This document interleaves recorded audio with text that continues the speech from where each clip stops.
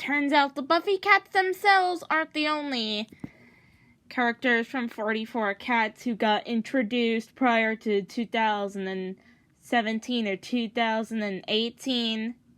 Snooky was actually introduced back in 2011, and he originally had a black coat, and he was originally resembling Batman. But he must have dyed his fur orange, and has a shorter cape. Catalina, on the other hand,